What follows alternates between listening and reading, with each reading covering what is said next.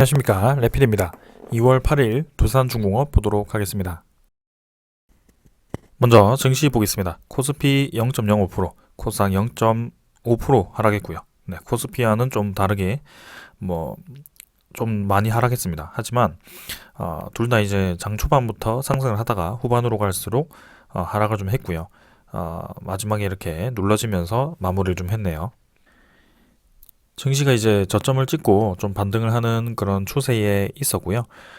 해외 증시 분위기도 썩 나쁘진 않았습니다. 하지만 모든 이 중국을 제외하고는 지금 뒤로 갈수록 이제 약세를 띠는 그런 움직임이 나왔는데 크게 이제는 하락을 한다라기보다는 어느 정도 이제 하락분을 멈추고 자리를 잡아가는 과정을 만들고 있다라고 보시면 될 것 같습니다.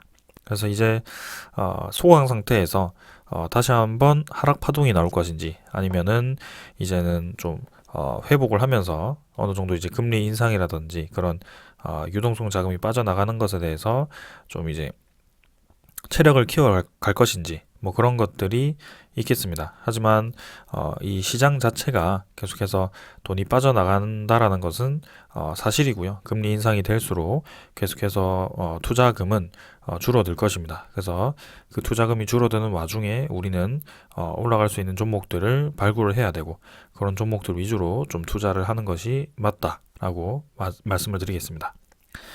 자, 코스피 차트 보면 크게 오늘도 볼 건 없고요. 네, 음봉으로 마무리했고요. 21선과 아직도 갭이 큽니다. 네.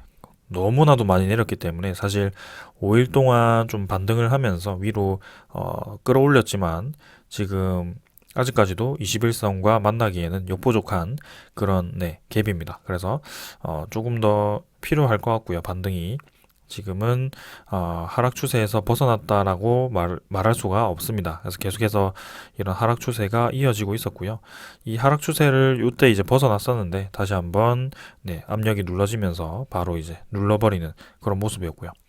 지금 이제 베이징 올림픽이 진행 중인데요.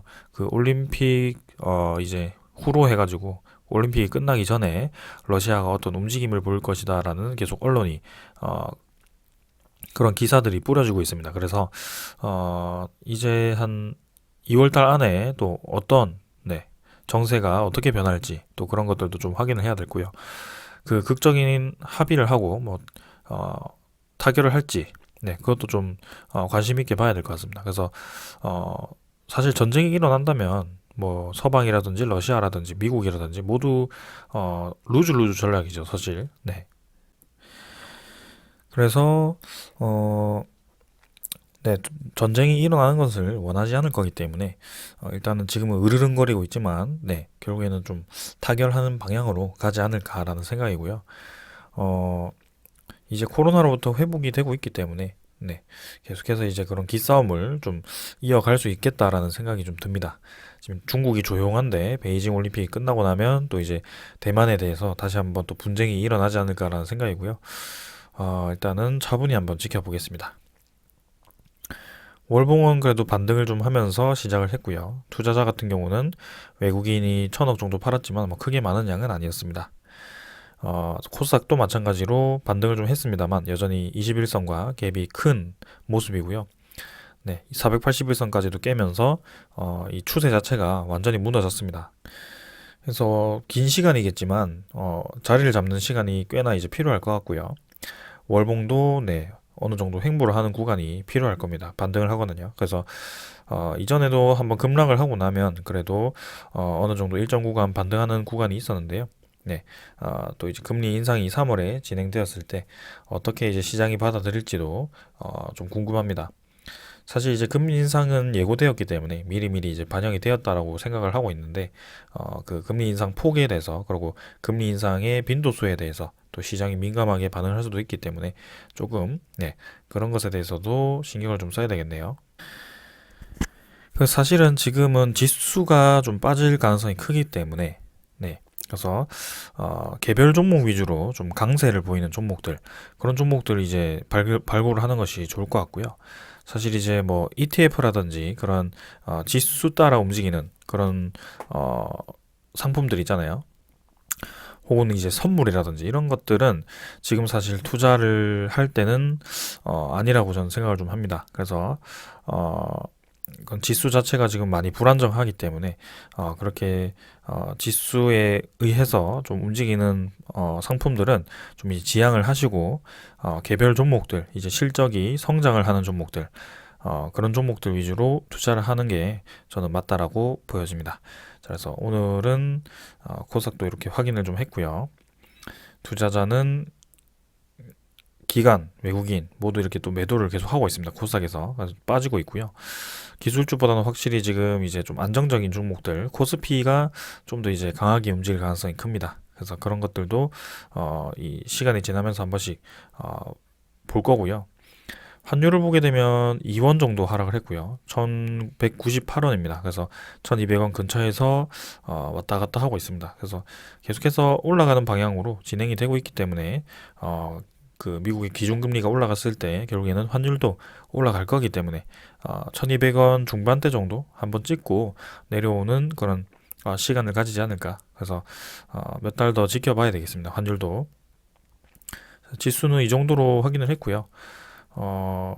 지수 선물 같은 경우는 미국 증시 조금 하락하고 있고, 그 다음에 뭐 유럽 증시가 좀 뭐 반등을 하는 국가들도 있고요. 반등하지 못하는 국가들도 있는데 뭐 크게 변화는 없는 것 같습니다.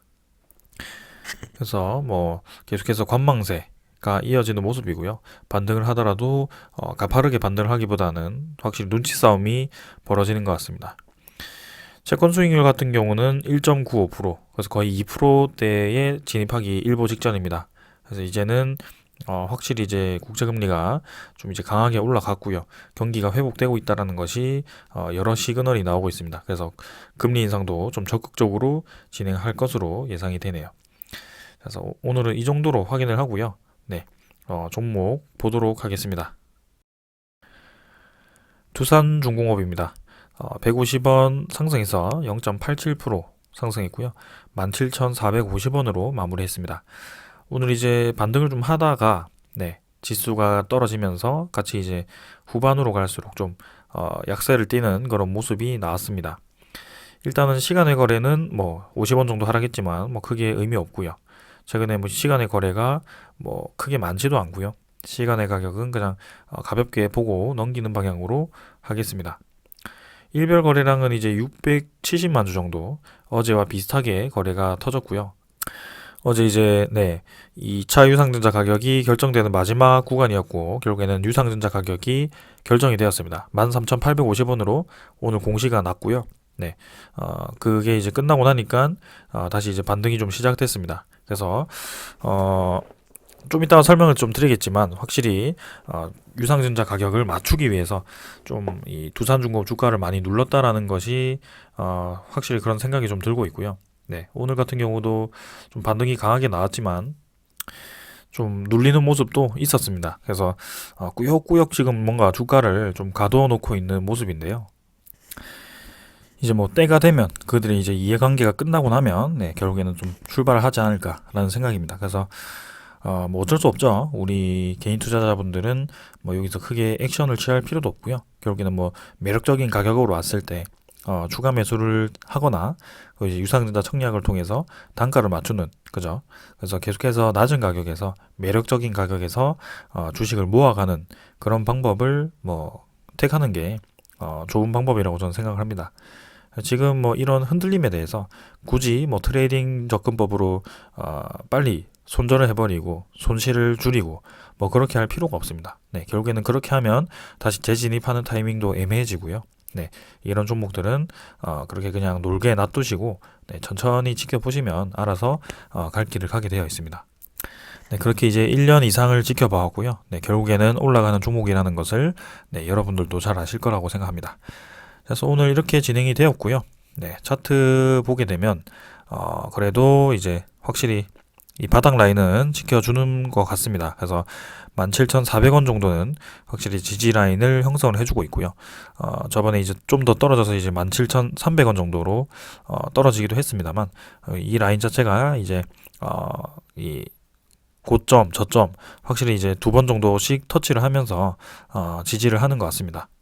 그래서 주요 저항선이라고 한다면 26,000원 정도가 되겠고요. 주요 지지 라인이라고 한다면 17,400원 정도가 되겠습니다.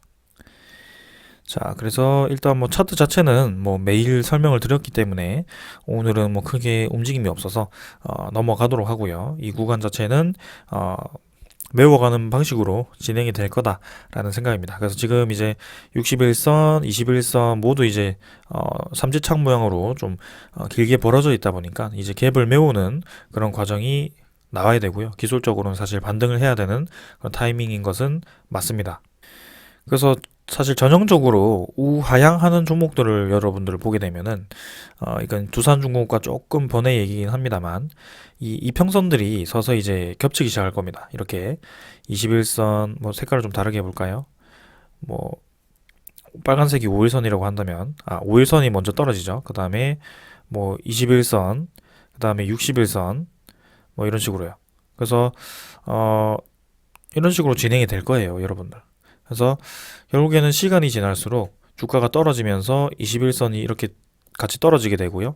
그 다음에 61선도 같이 떨어지게 됩니다. 시간이 지나면서요. 그래서 하나씩 이제 데드 크로스가 발생을 하면서 진행이 될 거고요. 이렇게 이평선들이 모인 지점이 좀 변곡점이라고 얘기를 드릴 수가 있겠습니다. 그래서 변곡점 지점에서 이렇게 이평선이 벌어지면서 주가가 떨어진다. 그때는 이제 하락 추세로 진입을 했다라고 보시면 되고요. 여기서 이제 5일선을 태우더라도 21선을 맞고 계속 21선을 터치하면서 뚝뚝뚝뚝 떨어진다라는 것은 이제 사실은 계속해서 떨어진다라는 종목이죠. 그래서 보통 뭔가 이제 주가가 좀 떨어지려고 할 때는 21선을 크게 넘지 못합니다. 그런 것들을 좀 기술적으로 좀 지켜보시면 될 것 같고요. 사실 두산중공업도 이제 유상증자 이슈 때문에 좀 21선을 넘지 못하면서 계속 이제 벽을 맞으면서 떨어지긴 했습니다. 근데 이제 최저점까지 떨어졌기 때문에 이번에 이제 턴어라운드를 할 때 21선을 넘어주는지 그리고 21선을 완곡하게 누워주는지 이런 과정이 나오는지를 좀 살펴보면 될 것 같습니다. 기술적으로는요. 네, 그래서 그 정도만 체크를 하시면서 주요 저항 라인 지켜주는지 좀 보면 되겠습니다. 자, 그 다음에는 뭐 특이사항은 없고요. 투자자는 기관 투자자가 오늘 14만 주, 외국인 투자자가 26만 주 매도를 했습니다. 그래서 뭐 금융 투자 33만 7천 주, 뭐 보험 투신 다 매수했고요. 그다음에 연기금 투자자가 12만 8천 주 또 매수를 하면서 계속해서 매수 방향으로 이어가고 있습니다.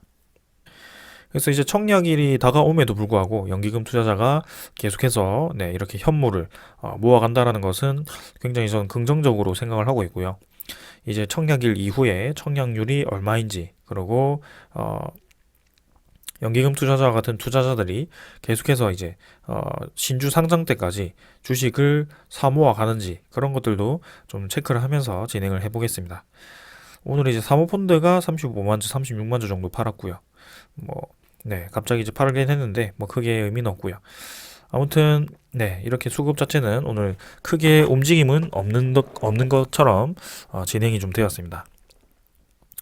자, 근데 지금 거래원을 보시면 굉장히 이제 특이한 거래원이 등장을 좀 했습니다. 유한타증권에서 오늘 계속해서 매수가 들어왔고요. 164만 주가 네, 들어왔습니다. 그래서 유한타증권 매도 지금 보시면 유한타증권 없습니다.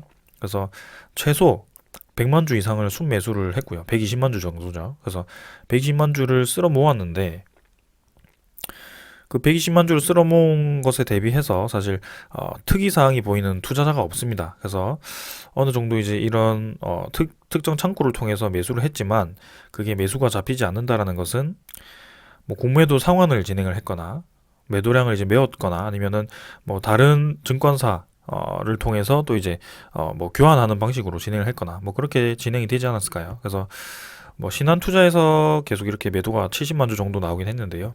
일단은 뭐 너무 복잡한 셈법이기 때문에 그냥 넘어가도록 하겠습니다. 여기에 대해서는 굉장히 특이한 움직임이 했어요.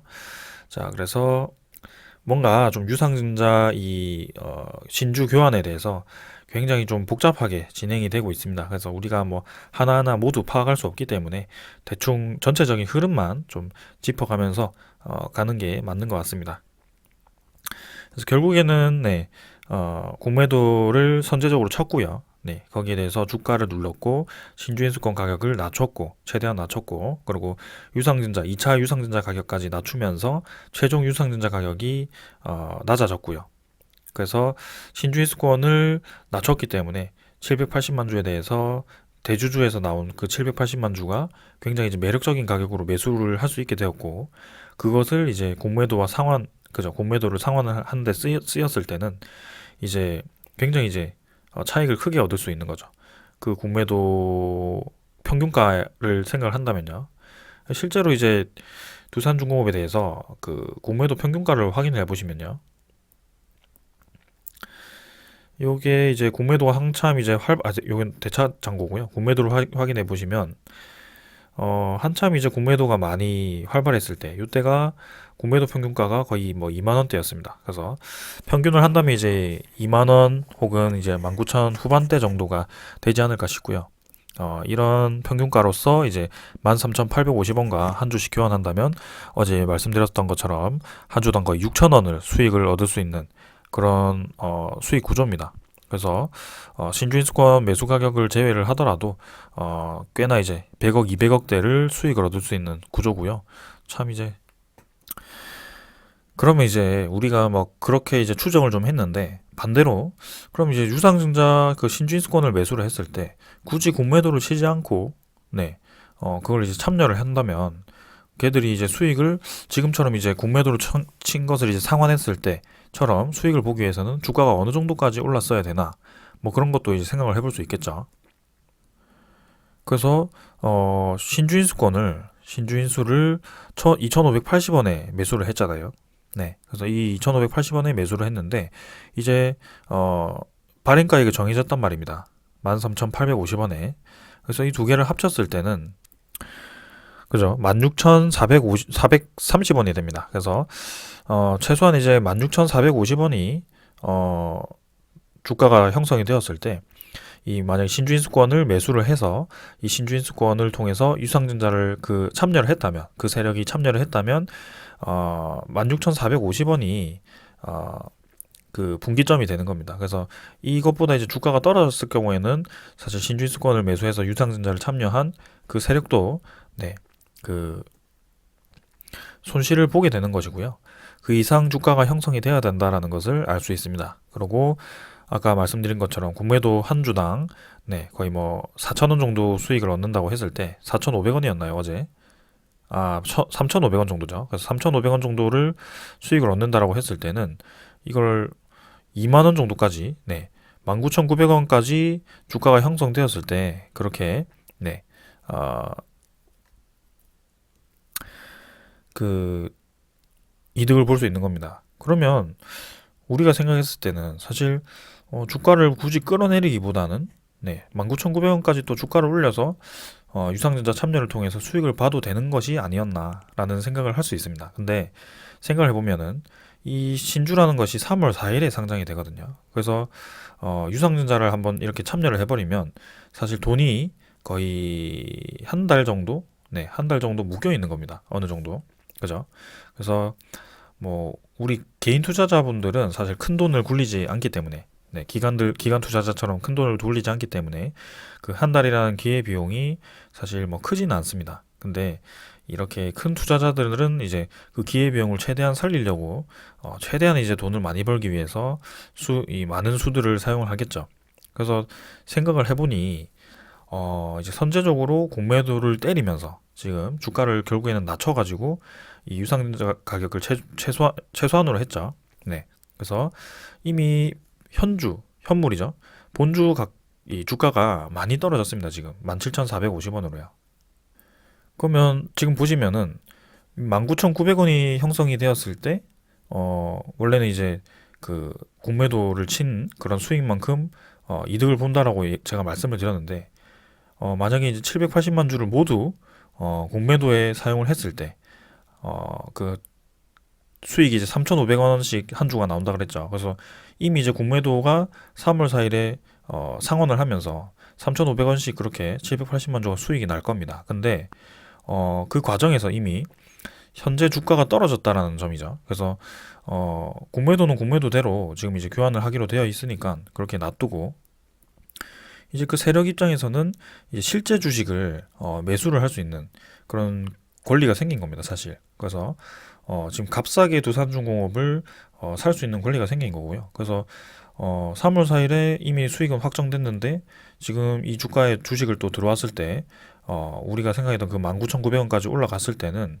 지금 한 주당 또 이제 2,500원 정도의 수익을 또 얻게 되는 겁니다. 그러니까 결국에는 신주인수권에 대한 그런 권리까지도 또 이제 메울 수 있는 그런 이 방법이 생긴 것이죠. 총 수익 그러니까 6,000원 정도가 생긴 거예요, 한 주당. 19,900원이 되었을 때요. 3월 4일 그 이후에, 그죠? 그래서 당연히 세력 입장이라면 공매도를 쳐서 신주를 교환하는 것이, 주가를 떨어뜨리는 것이 이득입니다. 네, 그래서 이런 식으로 이용을 하는 것 같고요. 최근에 이 주가 흐름을 보았을 때는 확실히, 네, 두산중공업이 관리가 되고 있다, 주가가 관리가 되고 있다라는 것이 좀 많이 느껴졌습니다. 확실히 그들의 의도대로 지금 주가가 좀 지락펴락이 되고 있는 상황이고요. 그 말인즉슨, 네, 이 거래에 사용되는 총 주식수 대비해서 거래에 사용되는 이 주식수가 별로 없다, 그죠? 회전율이 낮다라는 뜻이고요. 그 다음에 그만큼 주요 세력들이 이 자리 잡고 있다. 지금 물량을 이미 떠안고 있다라는 겁니다. 그래서 뭔가 이제 명분이 생겼을 때 주가를 올리기가 딱 좋은 시점이고요. 지금 이런 상황이. 그래서 사실 명분이라는 것은 많이 나왔는데 갖가지 좋은 호재 소식에도 불구하고 두산중공업이 올라가지 못했습니다. 그게 이제 유상증자에 대한 그런 이해관계 때문인데요. 그래서 우리가 기다리는 것이 이제 3월 이후, 3월 4일이 끝나야지 좀 이제 본격적으로 이 스퍼트를 받을 것이다. 그래서 3월 4일도 사실 당장 시작을 하지 않을 것이고요. 그 신주 물량에 대한 소화 기간도 좀 있어야 되니까 여유롭게 이제 4월까지 한번 가보자, 그렇게 말씀을 좀 드리는 겁니다.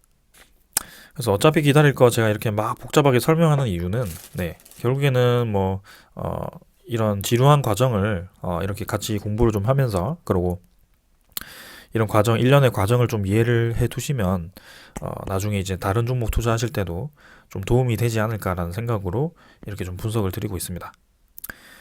그래서 오늘 보시면 공매도 잔고도 지금 오늘 거래가 굉장히 많았습니다. 229만 주고요. 거의 230만 주죠. 그래서 굉장히 거래가 활발했고요. 업틱룰 적용이 대부분이었습니다. 이제 또 특이해졌죠. 어제까지는 업틱룰 예외가 또 상당히 많았는데 오늘은 업틱룰 예외가 거의 없었고요. 그래서 전체에 이렇게 공매도 거래가 많았습니다. 공매도 거래가 많다라고 해서 잔고가 이제 계속해서 늘어나는 건 아니고요. 공매도 거래가 많을 때도 오히려 상환이 많이 될 때도 있습니다. 그래서 아까 말씀드렸듯이 유안타 증권에서 지금 120만 주 이상의 순매수가 들어왔는데 거기에 대해서 이 공매도 거래와 좀 상당히 관련이 있지 않을까라는 생각을 좀 하고 있고요. 이제 뭐 이틀 뒤에 이 잔고가 어떻게 변했는지 좀 살펴보면 될 것 같습니다. 확실히 지금 공매도 관련해서 그런 수익 구조를 최대화시키기 위해서 좀 긴밀하게 지금 움직이는 모습이고요.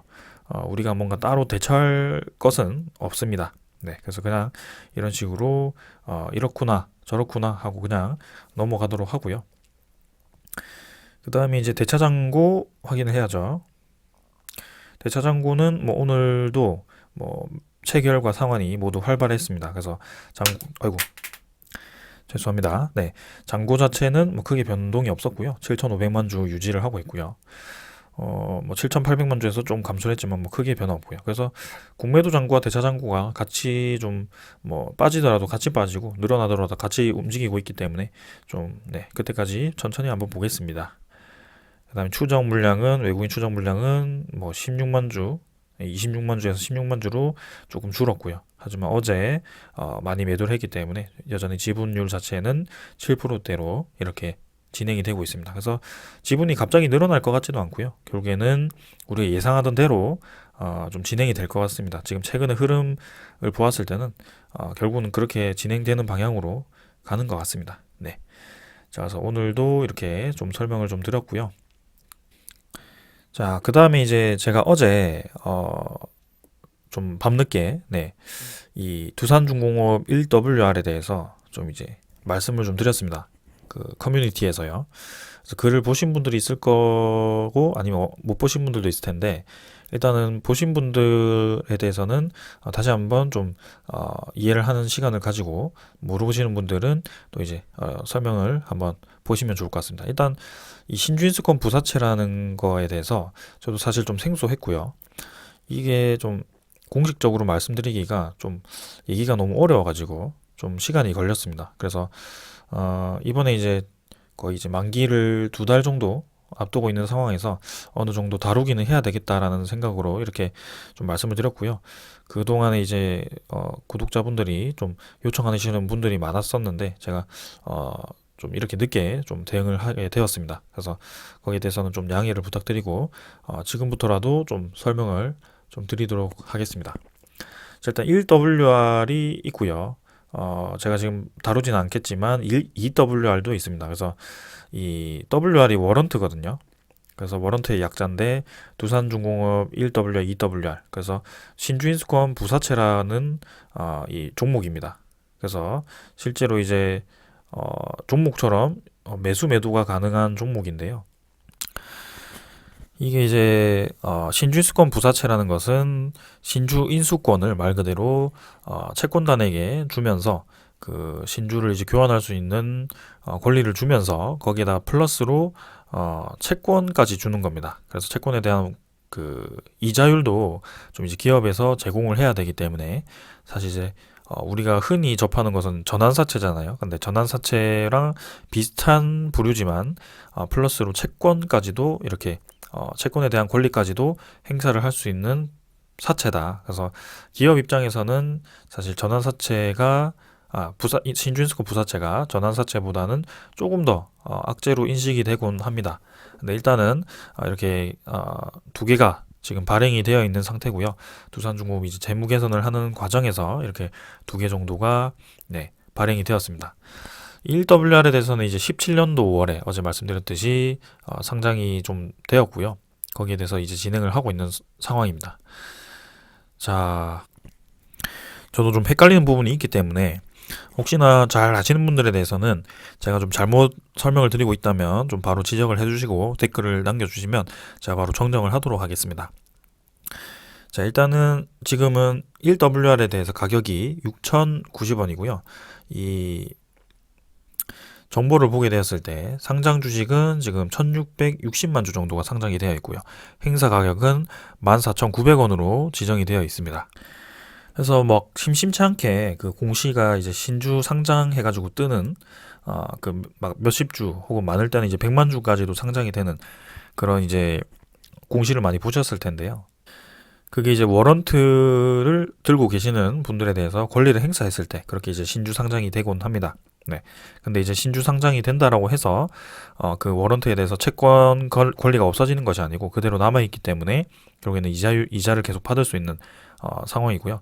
그래서 주식도 이제 싸게 받을 수 있고 그 다음에 채권에 대한 권리도 있기 때문에 투자자 입장에서는 좋죠. 네, 고수익을 볼 수 있습니다. 근데 대신에 그만큼 이제 급락을 하는 좀 위험한 종목이고요. 네, 보시면은 한참 떨어졌을 때 35원까지도 떨어졌습니다. 그래서 거의 뭐 휴지 쪼가리였는데 지금 두산중공업이 이 신재생에너지 쪽 투입을 하면서 그 다음에 그 원전이 부각이 되면서 그때 급등을 했을 때 23,700원까지 올라갔습니다. 이게 여러분들 상상이 됩니까? 무려 지금 대충 봤을 때 한 700배? 700배까지도 수익을 얻을 수 있는 구조였습니다. 그래서 이 워런트에 대해서도 저도 관심을 가진 지 얼마 안 되어 가지고 이렇게까지도 투자를 할 수 있구나라는 것을 좀 이제 늦게 알게 되었습니다. 아무튼 이렇게 위험한 종목이고요. 뭔가 적극적으로 권해드리지는 않습니다. 자, 아무튼 계속 설명을 좀 드리면 1660만 주 상장이 되었고 행사 가격이 저렇게 돼 있는데 일단 공시를 한번 보면서 설명을 드리도록 하겠습니다. 자, 공시가 이제 좀 몇 년 전으로 돌아가서 2017년 4월 20일입니다. 이때 공시가 나왔고요. 정정이 되어서 이제 확정이 된 것이 행사가액이 23,450원이었고, 그 다음에 신주인수권 부사채 상장 주식수가 2,132만 1,961주. 그 다음에 신주인수권에 대한 가격은 신주인수권 총액의 11.85%. 네, 이렇게 좀 설정이 되었습니다. 그래서 이제 이거는 행사 가격이기 때문에 행사 가격 곱하기 이 주식수를 했을 때 총 5천억이 되고요. 그래서 5천억짜리 신주인수권 부사채가 발행이 되었다라고 말씀을 드린 거고요. 그 다음에 여기 보시면은 최대 주주인 두산이 인수를 참여를 했었습니다. 그래서 그 참여 금액은 저기 이제 행사 가격을 행사를 했을 때 9,200만 원, 920억이죠. 920억이고요. 주식수는 392만 주 정도가 됩니다. 그래서 실제로 이제 두산에 대한 그런 지분 공시를 보았을 때, 그 주권이 없는 주식수가 한 390만 주가 있거든요. 그게 이 워런트에 대한 주식수고요. 네. 그래서 두산이 지주사가 920억 정도에 해당하는 그 신주식권 부사채를 들고 있다라고 이해를 하시면 되겠습니다. 그 다음에 뭐 사차이 이율이죠. 이게 아까 말씀드린 그 채권이고요. 채권에 대한 이자율이고요. 그래서 표면 이자율, 만기 이자율 해가지고 이렇게 이자를 지급을 하게 되어 있습니다. 그래서 이자 지급 방법은 뭐 이렇게 나와 있는데요. 이런 것들은 이제 여러분들이 한번 살펴보시면 좋을 것 같고요. 이렇게 이제 이 기간이 정해져 있습니다. 그래서 이번에는 2월 4일에 이자를 지급했을 거고요. 그 다음에 5월 4일에 또 지급을 하게 되어 있습니다. 그래서 이제 이자는 만기 전에 마지막 이자가 지급이 되었고요. 만기가 되고 이제 주식이 그 워런트 행사할 수 있는 권리가 없어졌을 때 이자가 마지막으로 들어올 것 같네요. 그 다음에 행사가액 결정 방법과 그 다음에 그 전환, 그죠? 행사가액 조정에 대한 사항인데요. 이 조정가액식은 또 이렇게 되어 있습니다. 그래서 좀 많이 복잡해가지고 제가 따로 다루지는 않았는데 일단 크게 기간이 이렇게 정해져 있습니다. 행사가액 조정일은 아래와 같다. 그래서 이제 마지막 행사가액 조정이 2월 4일이었습니다. 네, 그래서 2월 4일이 마지막 행사가액 조정이었다는 것을 알고 계시면 될 것 같습니다. 이제는 행사가액 조정이 없네요. 그래서 따로 이제 공시가 되지 않은 것을 보았을 때는 14,900원 그대로 가는 것이죠. 네. 제가 지금 잘못 알고 있는지 모르겠지만 그 행사가액 조정은 일단은 공시는 따로 확인한 것이 없습니다. 그다음에 뭐 청약, 뭐 납입일은 뭐 이렇게 되었고요. 여기도 이제 NH증권, 한국투자증권, 신영증권 이 주요 3사죠. 투자증권 3개 정도가 또 이번에 유상증자에도 주요 주관사로 또 참여를 했습니다. 뭐 두산과 좀 밀접한 관련이 있는 것 같죠. 네, 주로 거래하는 그쪽인 것 같고요. 아무래도 뭐 수익금이라든지 뭐 그런 것들을 이제 보관하는 이 은행이 아닐까, 증권사가 아닐까라는 생각입니다. 자, 그래서 이렇게 진행이 되었고요. 그래서 2,100만 주가 이제 상장이 되었는데 그 중에 이제 남은 것이 1,660만 주죠. 그래서 500만 주 정도는 이제 행사가 진행이 된 겁니다. 근데 이게 행사가가 조정이 될 때 주식수가 또 늘어나거든요. 행사가가 만약에 이제 계속해서 두산중공업이 가격이 떨어졌었기 때문에 행사가가 계속 떨어졌을 겁니다. 그래서 아까 23,000원 정도에서 14,900원으로 쭉 떨어진 거고요. 그만큼 이제 주식수가 늘어났는데 그래서 500만 주가 아니고 사실 뭐 상환을 해보면 좀 많은 주식수가 나올 텐데 결국에는 총액을 비교했을 때 이렇게 곱했을 때는 원래는 이제 5천억에 대한 신주식권 부사채였는데 지금 요 금액을 총 곱하게 되었을 때는 2,474억 정도가 나오네요. 그래서 한 절반 정도가 이제 행사가 진행이 되었고요. 그 중에 이제 920억 정도는 이미 이제 대주주가 들고 있습니다. 두산이. 근데 이제 그 워런트 가격은 그대로고, 그죠? 워런트 주식수는 그대로 들고 있고 지금 행사가가 많이 싸졌기 때문에 그 584억 정도가 되겠네요. 그래서 2,470억이었나 아까 그 중에 이제 이 정도가 이제 대주주에 대한 그런 권리고요. 그래서 남은 거는 이제 한 1,990억 정도죠. 네, 이 정도가 이제 남았습니다. 그래서 만약에 이제 대주주 지분을 제외하고 모든 그 워런트 권리가 행사가 되었을 때 1990억 정도가 지금 이제 추가 상장이 될 수 있고요.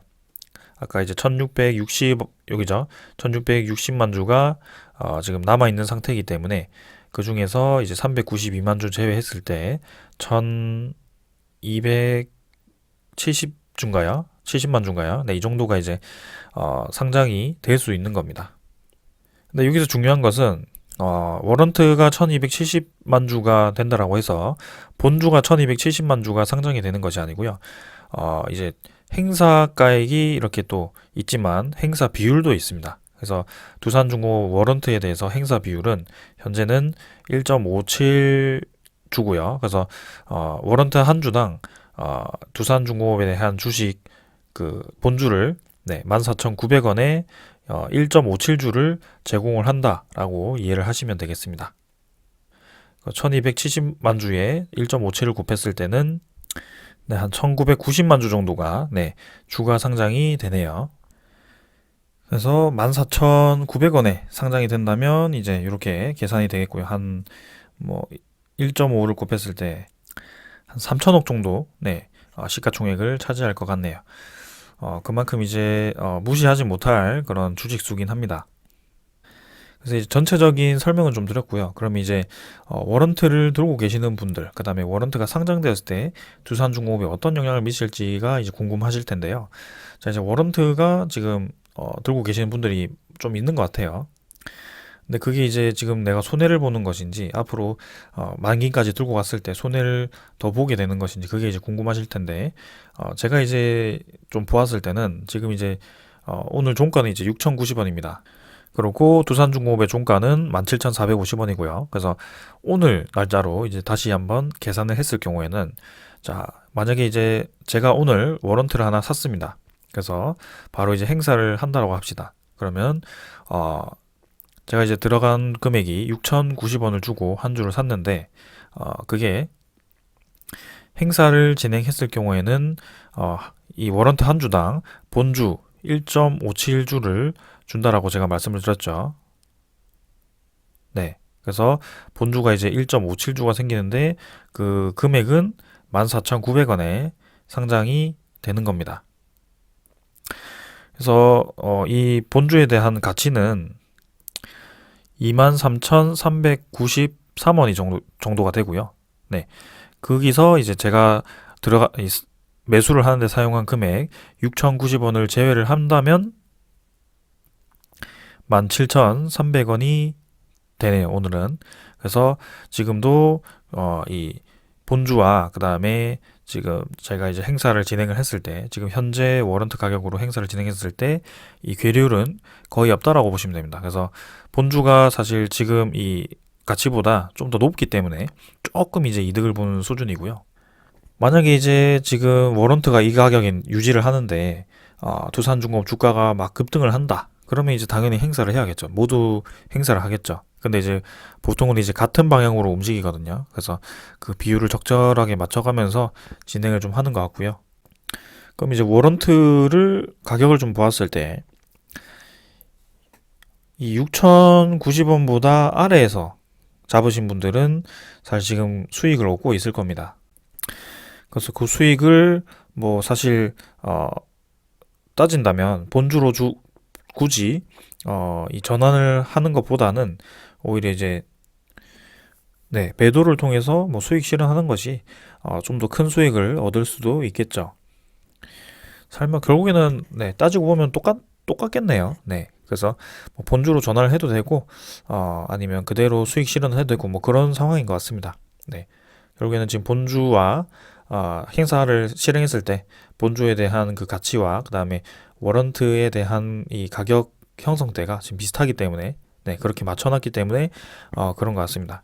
그래서 지금 입장에서 보았을 때는 이 6,090원 기준으로 아래에서 들고 계시는 분들은 행사를 해서 이득을 볼 수 있는 구간이고요.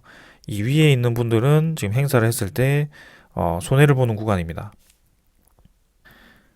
근데 중요한 것은 이 워런트라는 것이 계속 권리를 행사할 수 있는 것이 아니고 올해 2022년 5월 4일까지가 만기입니다. 근데 실제 이 권리 행사는 4월 4일까지가 만기입니다. 그래서 약 2달 정도가 남았고요. 그렇게 보았을 때 만기 전에 이제 어떻게 돼야 되나, 그리고 만기 후에는 어떻게 되느냐, 그게 좀 달라지겠습니다. 사실 제가 보았을 때는 지금 이제 워런트가 오를 때까지 기다렸다가 손실을 메꾸거나 혹은 조금 수익을 보고 나오는 거나, 지금 권리 행사를 해서 두산중공업 신주를 받고 그 두산중공업이 이제 올라가는 거나, 뭐 그게 그거 같아요. 네, 결국에는. 근데 그래서 저는 지금이라도 그냥 권리를 행사해서 두산중공업 본주를 받은 다음에 그 본주를 그냥 들고 가시는 게 더 좋아 보이긴 합니다. 네. 근데 만약에 이제 그 행사를 하지 않고 끝까지 갔을 때는 이제 만기가 되죠. 근데 이 신주인스코 부사채라는 것은 만기가 되었을 때는 기업에서 원금을 그 투자자에게 상환을 시켜주고 그다음에 이자까지 같이 주는 건데, 그 원금이라는 것이 이제 중요합니다. 이 원금에 대해서 좀 개념이 저도 헷갈려가지고 찾아보기는 좀 했었는데, 여기 공시에 제일 밑에 가니까 이론 가격이 좀 나와 있긴 합니다. 그래서 실제로 제가 얼마에 상장이 되었는지를 지금 살펴보지 못했는데 2,779원 정도라고 하죠. 네, 그래서 11.85% 곱하게 되면 이 가격이 나옵니다. 그래서 원금이라는 것이 아마 이 가격을 제가 말하는 것이 아닌가라는 생각이고요. 결국에는 이제 마지막으로 갔을 때 한 주당 받을 수 있는 금액은 2,800원 정도다라고 보시면 될 것 같아요. 그래서 굳이 권리를 행사하지 않을 이유가 없죠. 그렇다면. 네. 그래서 네. 사실 만기가 되기 전에 그냥 권리를 행사하는 것이 저는 좋을 것 같다라는 생각이 들고요. 두산중공업이 좀 더 오르면 권리를 행사해야지 이렇게 생각도 할 수 있지만, 뭐 같이 워런트가 올라가 버리기 때문에 일단은 뭐 그러고 그다음에 유상증자가 지금 신주를 앞두고 있기 때문에 사실 주가가 막 그렇게 급등을 할 거라고 저는 생각을 하진 않습니다. 그래서 워런트를 들고 계시는 분들, 특히 1WR에 대해서는 좀 행사하는 방향으로 가는 게 좋지 않겠나라는 생각을 좀 해봅니다. 지금 이제 본주의 가치와 지금 워런트의 괴리율이 크지 않기 때문에 가능한 말씀입니다. 자, 그래서 이제 그러면 이 워런트가 권리 행사가 다 되었을 때 아까 말씀드린 이제 2천만 주가 또 시장에 풀리게 됩니다. 그 다음에 이번에 유상증자 8,280만 주가 또 시장에 유통이 되고요. 그 다음에 7월 달에 또 이제 EWR이 몇 주였죠? 크게 많은 양은 아니지만 또 이제 풀리게 됩니다. 그러면 지금 5억 2천만 주 정도가 있는데, 네, 또 이렇게 주식 수가 풀렸을 때는 계속해서 주식 수가 늘어나면은 주가가 희석이 되면서 사실 주식 입장에서는 좋은 소식은 아니죠. 전체적으로 봤을 때는요. 그래서 총 주식 수가 지금 5월 달 지나면 6억 2천만 주 정도가 될 거라고 보여지네요. 한 6억 3천만 주죠. 네. 6억 3천만 주인데요. 그래서 제가 막 댓글을 바로바로 답글을 드리진 못했지만 뭐 감자 얘기를 하시는 분들이 좀 있는 것 같아요. 주식 수가 이제 많이 늘어남에 따라서. 그래서 그런 것들 좀 궁금해 하시는 분들이 많은 것 같은데, 일단 감자라는 것은 쉽게 결정하지는 않습니다. 감자라는 것은 주로 어떻게 이용을 하냐면, 기업이 이제 부채 감당이 도저히 안 될 때, 네, 그때 이제 액면가 분할을 통해서 부채 비율을 낮추기 위해서 자산 감소를 시킵니다. 그런 과정으로 무상 감자를 실시를 하게 되고요. 거기에 플러스로 이제 대규모 유상증자까지 이제 기업에 대한 그 투자 금액을 확보하기 위해서, 그죠? 그렇게 진행을 합니다. 그래서 원 플러스 원이죠, 사실. 무상 감자 플러스 네, 그다음에 대규모 유상증자. 그래서 굉장히 재무가 좋지 않은 기업들에 대해서 공식처럼 이루어지고 있는 이겁니다. 그래서 현대두산인프라코아도 이렇게 진행을 했었고요.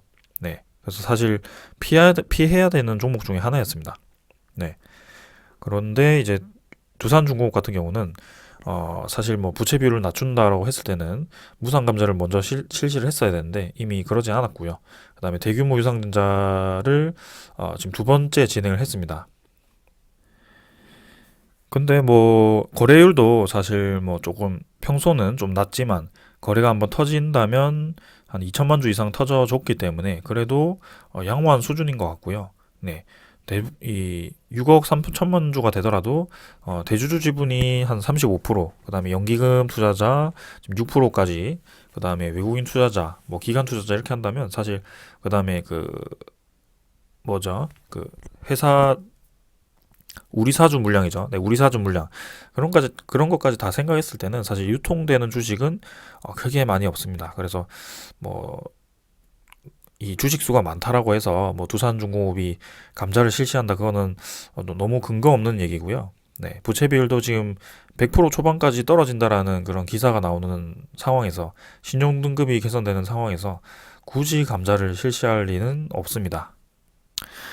오히려 감자를 실시를 한다라기보다는 한 번 더 유상증자를 실시할 확률이 차라리 더 높을 것 같아요. 그 확률도 굉장히 적겠지만 이제는. 그래서 일단은 네, 그렇게 답변을 좀 드리겠습니다. 그래서 뭐 우리나라 코스피 30위 안에 들어가는 종목들 보면 뭐 5억 주, 6억 주 되는 종목도 꽤 있습니다. 그리고 삼성전자 같은 경우는 뭐 60억 주 정도가 되고요. 그래서 두산중공업 6억 주라고 해도 사실 뭐 그렇게 많은 수준은 아니고요. 네. 그 다음에 주식 수가 많다라고 해서 감자를 하는 것은 아니다. 오히려 많다라고 했을, 너무 많아졌다라고 했을 때는 뭐 의도치 않게 주식 수가 너무 많이 늘었다라고 했을 때는 그 주식 액면 병합인가요? 뭐 그런 것도 있긴 한데 뭐 그렇게까지 굳이 할까요? 네, 일단은 저는 뭐 지금 상태에서 큰 변화 없을 거라고 보고 있고요.